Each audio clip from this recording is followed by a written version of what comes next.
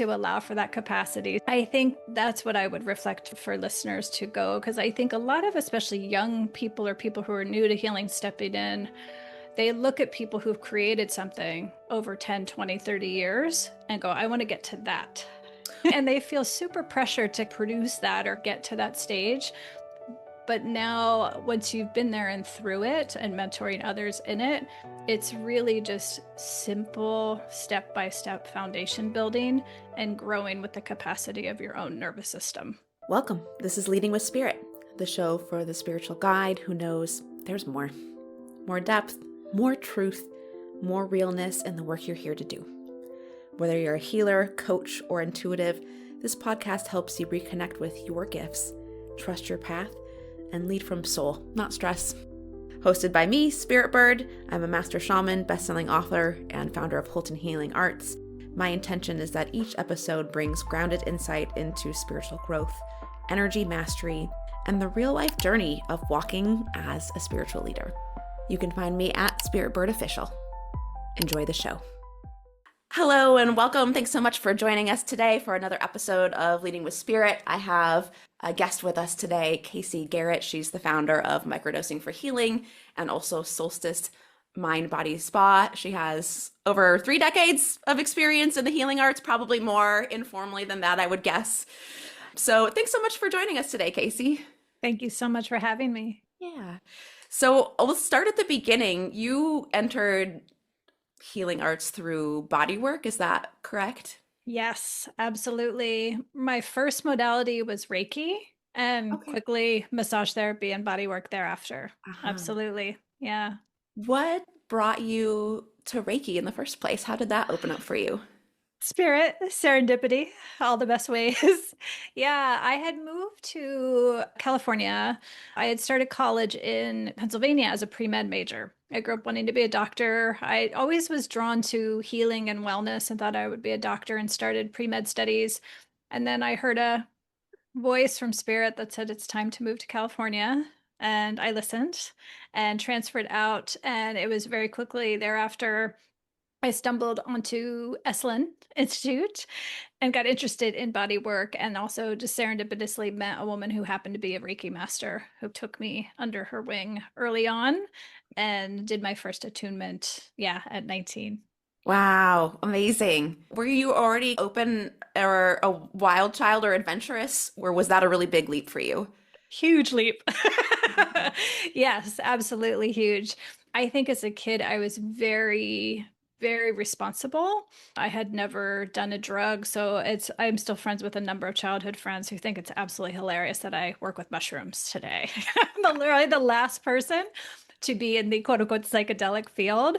But yeah, it really started full circle with being drawn to healing, thinking I was going down this path. And it's funny now, I can see in hindsight, like I'm exactly where I'm supposed to be. And this was actually the fastest way to get here, as circuitous as it was. Yeah. Was it when you met that Reiki practitioner and started that direction? What was that like for you? Was that were you like, what am I doing right now? Having been interested in going in the medical field and diverting that direction? Great question.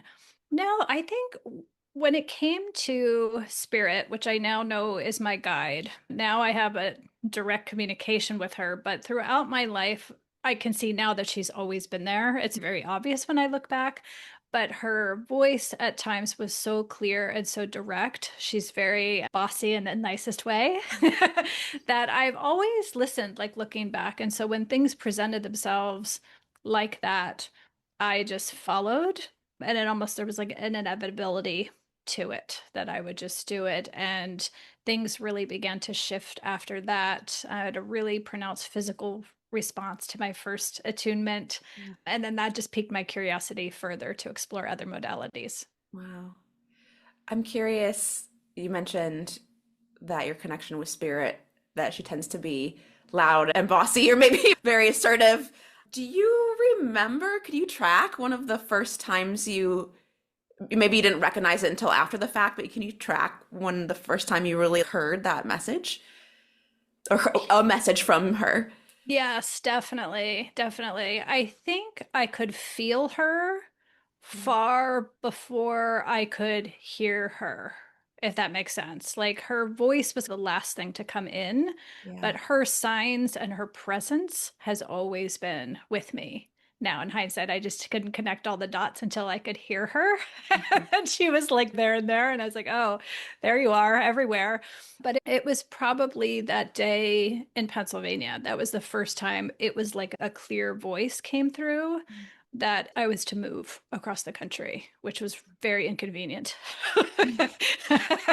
My second year of school at a 4-year school, but she is very directive and has always been to the point that I have always tended to follow her.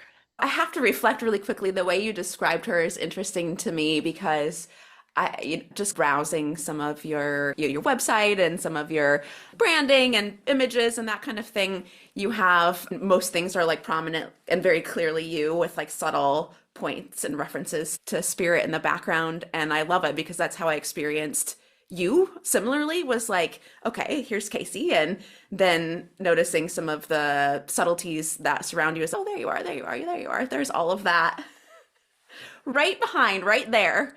So that's really beautiful. Thank you. So you got into body work. When in the journey for you did you, so you, and then you opened a spa, essentially, a wellness center. Yep. So Tell I us. started Yeah. I started doing body work as an elective. Once I transferred to California, California was just a whole new world. I was coming from Pennsylvania before, where body work was sports medicine.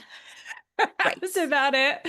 And so discovering all of these different modalities, it was just so fun. And so I just started studying and learning all of these different practices. And I'm very grateful in hindsight that body work just so captured me because it's been such a beautiful foundation for the practices I do now, and also in supporting clients in practices. I see the body is often the first place here in our culture to begin. It's a ground zero for people laying a healing foundation. So I'm grateful, very grateful to have been brought to that path. And I did that for, gosh, and probably till my mid 30s when I opened our first studio. And we grew over time to do a whole range of modalities, but I think body work was always at the heart of our services. Gotcha. I see. It sounds like a lot of your, at least professional career, has been really collaborative. Is that true? Yes. Do you feel like that's one of your gifts, or is that a place you like to play? Yes, absolutely. Yes. So at our studios, I loved one of the things I loved most. We had 84 different practitioners by the time we Wow. closed. Oh my And gosh. so they were all so unique. And we designed our studio a little differently than conventional spas, in that most spas and studios lead with the service itself. There's a type of massage, or there's a type of facial, or this and that. We really led with the individual practitioner. So we let the yoga teacher design their class rather than the class define what the teacher taught, which for our customers, it took a little getting their heads around that, but we could really truly serve different people where they were at based on the individuation of each practitioner. And so I absolutely loved and still love seeing other practitioners, supporting other practitioners, and creating a foundation so that they can thrive in their own unique way. So in my studios, we did that with a physical brick and mortar building. And today I do that working with other guides who are stepping into guidance practices. Sure. Yeah. Can you share a little bit? So the I want to jump into the microdosing for healing in a minute. As far as the brick and mortar, that was sounds like it was very successful for you and for other practitioners. What was happening for you behind the scenes during all of that time? Interesting question. A lot of work. I think a big reckoning, and I know this will resonate with a lot of healers and guides. I think we try to take our practices and bring them into conventional mainstream modalities of employee structures and business hours and things that are not actually the conditions for healing to really thrive. So it was a really beautiful lesson to me of I was operating in a way, I'm a human design projector, and I was operating as a manifesting generator for many years. And I learned a lot along the way, but I really learned that from the foundation, it's all about your own personal nervous system needs to match the spine of your business, right? It is the spine of your business. And so the structure of your business needs to be created in reflection of you, your unique self. So behind the scenes, it was a lot. I worked all the time, as you do with we were open 7 days a week. I think we were closed 2 days a year. We had 22,000 customers. When you're working healing, it's very hard to not be hands-on. I was very hands-on. And so I'm very proud of what we built. But I think if the pandemic hadn't happened, and closed the business and forced me to a different way and had me start over in many ways, I think I probably would have gotten really sick ultimately from burnout and depletion of trying to maintain that. I remember saying to my studio manager when the pandemic first happened and we first got closed down, there were so many like frustrations of who could be open and who could be closed. And I remember saying to her, if I have to put the studio on my back and carry us through, I will. And a few months after I said that, I got really sick Mm. and things started to happen and come apart. So I think it's one thing a lot of people who haven't run a business, especially who haven't run a healing business, that the more a business or a practice looks very calm and quiet and organized on the front, there's a lot going on behind the scenes, right? To allow for that capacity. I think that's what I would reflect for listeners to go, because I think a lot of, especially young people or people who are new to healing, stepping in, they look at people who've created something over 10, 20, 30 years and go, I want to get to that. And they feel super pressured to produce that or get to that stage. Hey, quick pause. If you've been feeling interested in your spiritual gifts or confused by them, or maybe you're actually really intuitive and you're just looking for what to do next, I made something for you. It's called A Course in Spiritual Gifts and Soul Healing, and it's basically the guide that I wish I had when all of this stuff was coming in. Everything from the context of what's actually happening in my life and with my gifts to how to really hold my gifts and anchor them in life in a clear and grounded way. We start off with a sacred reset, helping you get connected to yourself again, out of overwhelm and into your gifts right away. We cover things like work-life balance. I go deeply into the energy archetypes so you can deepen your own inner knowing and learn better communication and relational skills in a really magical way so you have deep, beautiful relationships. And then, of course, we go deep into the soul gift process where you do a healing journey alongside of opening your spiritual gifts and learning how to use them every day and for the rest of your life. It's a beautiful course. And my favorite part about it is you can do all of this without having to be perfect or having to constantly be more spiritual. So if that's something that your soul's been nudging you towards, you can find out more information at holtonhealingarts.com/the course. Now back to the show. But now, once you've been there and through it and mentoring others in it, it's really just simple step by step foundation building and growing with the capacity of your own nervous system. Yeah. Looking back, it sounds like the COVID interruption was a bit of a protection for you, or a little bit of It a guardian in some way. it was all the things. It was all the things. Yeah. I'll just share openly because I think your listeners can just roll with it.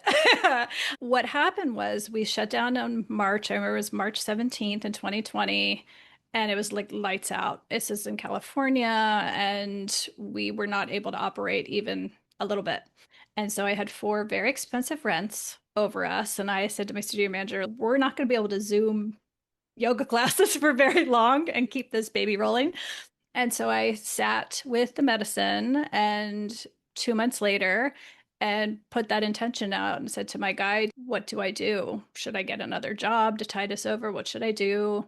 And she said, you are to bring this practice that was so healing to you, which was microdosing.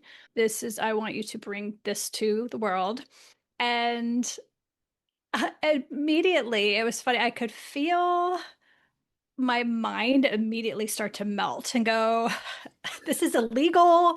No one's ever heard of this. I don't know anybody else is doing this, like all that. But it was funny. I could feel my soul was like, I'm down. I'm down. And so it just became a question of trusting again my soul intuition and getting my head out of the way. And so it was that summer that I started to write the program, largely with my guide's help, I think, and then launched that November of 2020. And the rest is history. Wow, wow. I'm sure there were other big leaps between you moving to California and that, but that's a pretty big one.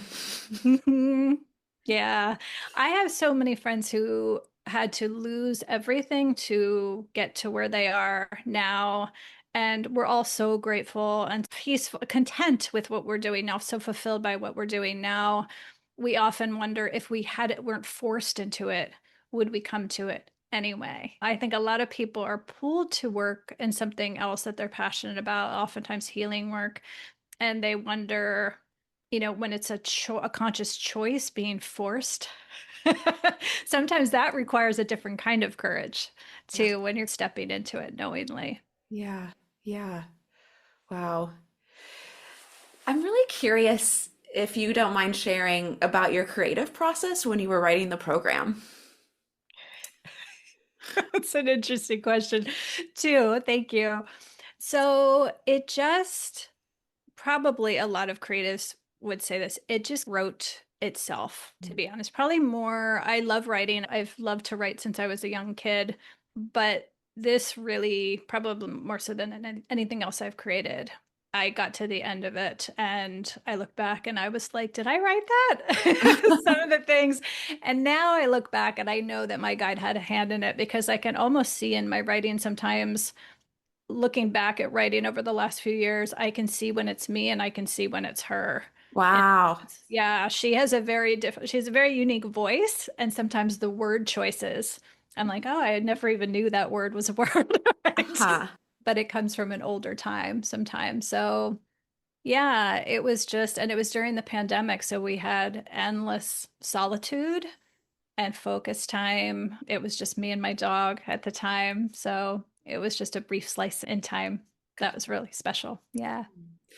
It's interesting now that you say that.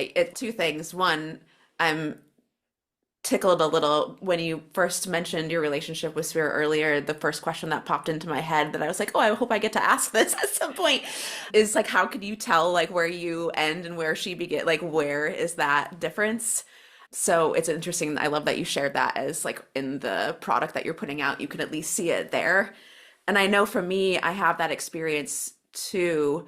Often in the moment, it's like, I might say something and somebody's, oh, can you repeat that? And I have to track back because I don't even know. Like, I do know what I just said, but I don't. I totally know what you said. Yes. Yeah, so I think that's really fascinating that, both that you're able to notice that and you were available to be used in that way. And I love that piece on the partnership too. I think it's a really great example of getting out of the way to let spirit move through you, but not all the way out of the way. We still want you and your perspective and experience and your personal medicine in there. It makes a really beautiful thing. Absolutely. Yeah. At this point, it's funny. I know so many channels and clairvoyants in my life and psychics, and their guides speak to them in so many different ways. And I think it's beautiful. I'm envious that some can call upon theirs to inform anything, anytime. Mine talks when she wants to talk. Yeah. So I wish, so sometimes my friends are like, I wish she would weigh in on your boyfriend. And I don't know, yeah, no, she's just quiet on that. But yeah, it is really interesting to watch it evolve. And I've come to realize that a lot of it is my own evolution. Like the more I have worked on my growth Mhm. and purifying myself and getting clear and really living in alignment, she's been there the whole time. It's really me that had to do the work to be able to attune enough to like really hear her with the clarity that she comes through now. Yeah, got it. How, when you So you heard the message, you had the time, you moved forward with it. Was there a turning point for you when you went from I'm just creating this to oh, I'm actually putting this out here now? Can you I tell think me? when people say yes. Yeah. Yeah. I mean, it's like any creative thing. I think ultimately the process of doing it and writing it was so fulfilling in and of itself. I would share that with anybody who has an instinct to do and create anything in the world. It's ultimately you create for yourself, and then it's almost like icing on the cake if people are like, oh, I want to check that out too. Mhm. So earlier in my career, when I was a body worker full time, I worked with a lot of artists, like at all different types of artists, but lots of them at the apex of their profession. And that's one thing I really learned from them is ultimately, whether it was basketball or whether it was painting or whether it was singing or guitar, ultimately they were driven by something from within themselves. And it was for themselves. And it was almost like that's people showed up and paid to listen was just icing on the cake. So I've tried to remember that and carry that through with kind of all the iterations of our work and practices. Yeah. Can I turn that question on you? What is that for you right now? What am I passionate about in creating? Probably two things.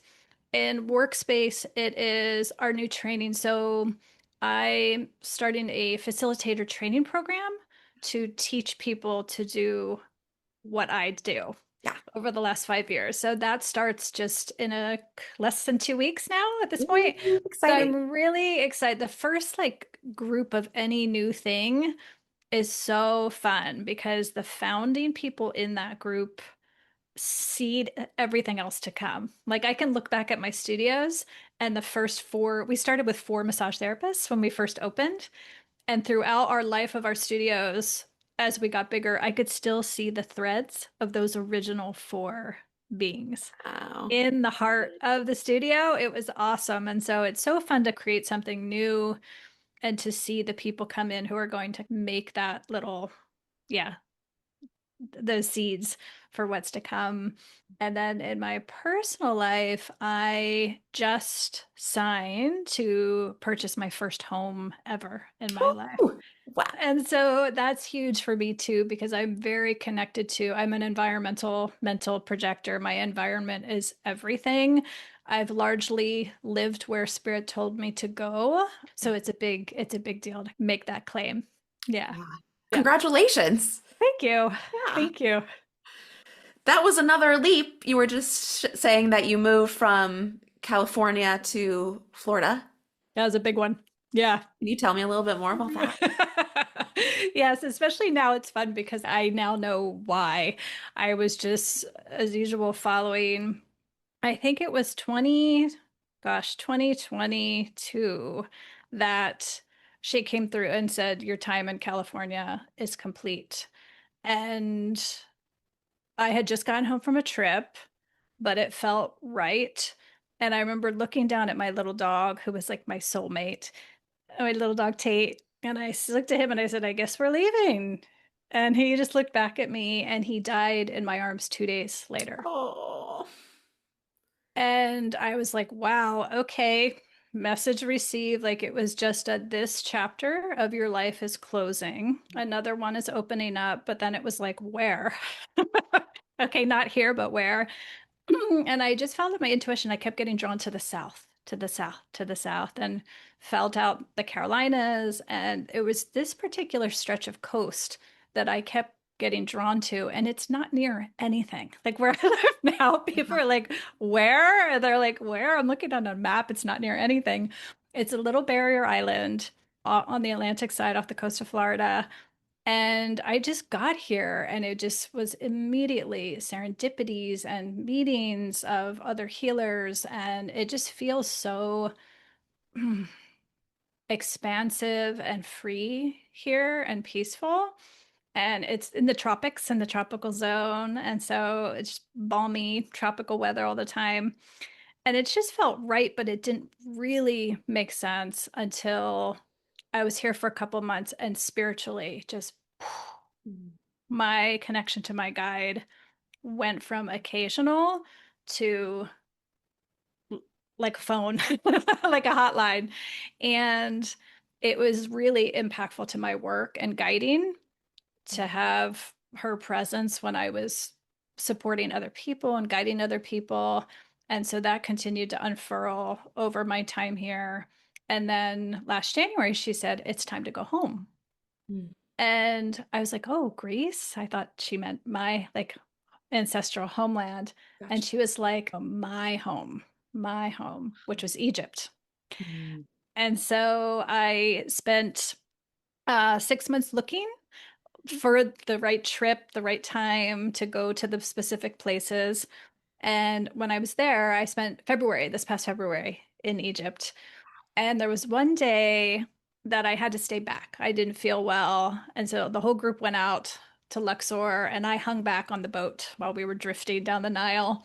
And I was just by myself and watching, it was like a moving painting. It was so gorgeous of just scenes from the Nile going past, floating past.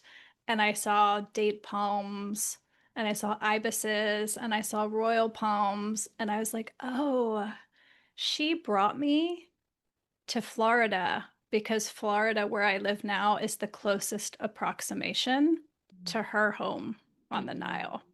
I wake up every morning here and I walk my dog down Date Palm Road. I pass royal palms. There's ibises often walking next to us on the path. So I was like, okay, this is why here. Wow, beautiful. Oh, how amazing to have that connection. And I'm sure it works both ways too. I'm sure she's very grateful to get to play with you in that way and be seen in that way.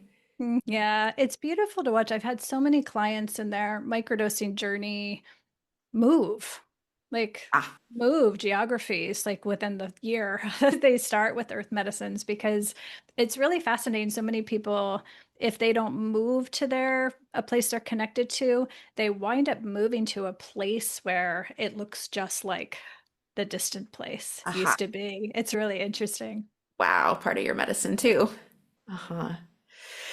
Yeah, actually, on that note, I'm curious, we didn't touch on it, but I'm curious how you started working with microdosing in the first place. Good question. Let's talk about that for a second. Yeah, that was also engineered by spirit too. Yeah, so I had a grand mal seizure disorder growing up. So I would have big episodes, and because of that, I was never explored any drugs of any kind because I was afraid of messing up my brain even further. I was medicated with Western meds. They always worked, but they couldn't find anything biologically causing the seizures. Fast forward many years later, I was in the healing arts. I had studied lots of different modalities. And I remember at one point, the spirit came through. This is before I knew it was her, but I just had this random intuition that I wanted to go to do yoga training, and it happened to be in Kauai. And it had to be in Kauai. And it was literally, it happened so fast. I remember I was walking at the top of a staircase. I Googled yoga training Kauai. And by the time I got to the bottom of the staircase, I was booked. And Wow. it was so fun. There. I just called the number. She happened to be there. My teacher answered. And it was literally on that trip that I met someone that just introduced me to the idea of microdosing. I had never heard of it. I had heard of mushrooms, of course, but the whole concept of taking little bits that were subperceptual, that wouldn't destabilize me at all. I was like, oh, I can get behind this. And I was just curious. I just did it as a healing modality out of curiosity, and my seizure stopped. Wow. I I never had one, and it was really like 3 or 4 months before I was like, okay, I haven't had an aura, I haven't had any inkling. Let's see how long this lasts. And then all other gifts started to come in of creativity, of intuition. I know it's a huge part of my connection to my guide Mm. was enabled by mushrooms. Mm, yeah. Wow. I'm tracking also just related to mushrooms, if not. I've personally had this experience. Not, I did not have seizures, but I've had lots of conversations with colleagues and clients that have at least one point in their life muscle spasms, seizure-like symptoms, body shakes that may or may not have related to anything that was clearly medically based. And most of those conversations revealed that it was like a time, like it was the fullness of their spirit really actually coming in to the body. Yes, yes, absolutely. And that's something I've read and reading about your work. I love so much of our society. We're so conditioned of these ailments and symptoms when so many of them, especially among sensitive, empathic people, they're spiritual openings and they're opportunities and they're your gifts going, hello. And I think we're in a moment right now where people's spiritual gifts are really starting to open up, and everybody's are different. Sometimes it's channeling, sometimes it's light language, sometimes it's their physical body, sometimes it's telepathy, sometimes it's time bending. And so lots of times in looking back, their physical symptoms are all threads and clues to what their spiritual gifts are, because that's your special point that can go out of balance Mm, when it's not being lived through. sure. On that note, what's your dream or vision for holistic health? What would you really like to see, or what do you see as wanting to happen? How much time do we I have? know. Sorry. Oh my gosh, so many things. I know you've been practicing a while. I have a lot of colleagues that we've been at it for decades. And I remember having conversations 25 years ago with colleagues about now. Mhm. Like all our work that we have been doing for decades, it was all in preparation for this very moment right now. And while this year is a little hairy, for all of us, this is it. This is the opening. This is the portal we're stepping into. And so I think, gosh, a vision going forward is one of people really stepping back into themselves and stepping back into the natural world. And I see people more open to that than they have ever been. I see more clinicians open to that than they have ever been, of straddling both worlds, and bringing them together in a way that we haven't seen in this lifetime. So I think it's really beautiful. And I think more and more healers are realizing that the models and the frameworks that we've been trying to operate in don't serve healing. And so I really see lots of us branching out and creating innovative ways of bringing healing to people in a way that people really haven't ever seen before. Thanks. Thanks for sharing that. So, last question, I think, with with bringing forward your microdosing work, sharing the microdosing facilitator training, and also with your guide, why you?